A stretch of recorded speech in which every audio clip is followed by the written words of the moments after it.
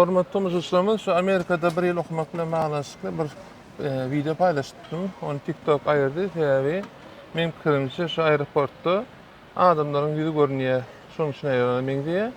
Şoň üçin adamlaryň ýüzüni görkezdim, men täzeden video ýazyp etýän, şu maglumatlar täzeden berýän eger tomoş et geçmekle bagy bolsa. Inni Ata Watan Danışmanlyk Kampaniýasy Türkiýede diňe ilkinji muňa ýeren sanak üniversitetlerini işleşmek boýunça önüne täze karar aldy. Şu karar aýtdy, şu üniversitetleriň biri, ýani Türkmenistanyň spesialinde bagy bolan we dünýäniň en gowy üniversitetleriň sanatyna ilkinji muňa ýeren üniversitetleriň biri öz taliplerine bir ýyl Amerikada dil öwrenmek mümkinçiligini berýär. Ýani ilkinji etmeli zadyňyz şol üniversitede ýüz tutýaňyz, talip hökümine kabul edilýäňiz. Eger kabul edilen ýagdaýyňyzda şol üniversiteden halkara bölüm bilen birlikde hyzmatlaşykdy.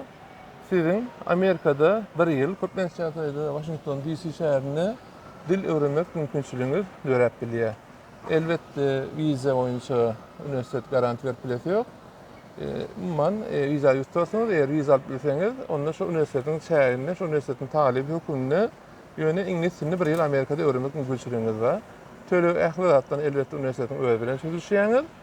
Eger şu bilen gyzykdanýaňyz bar bolsa, men häzir nomeryny ýazjak, Ata Watan Danışmanlyk Kampaniýasy bilen habarlaşyp bilersiňiz. Ýani şeýlelikde Amerikaya gidip bir ýyl dil öwrenip galan hoňuzdan meni şol üniversitetde Türkmenistanyň spesialindäki dünýäniň en gowy muňyna ýeren üniversitetde bilimiňizi dowam etip bilersiňiz. Meniň pikirimçe bu uly mümkinçilik, gowy mümkinçilik. Eger gyzykdanýaňyz bar bolsa, eger Türkiýede okajagyňyz bar bolsa we-da şurda okajagyňyz bar bolsa, restoranyň terjimesi bolsa da bilýäňiz, Aşgabat şäherinde makul hyzmat terjime merkezi size garaşýar.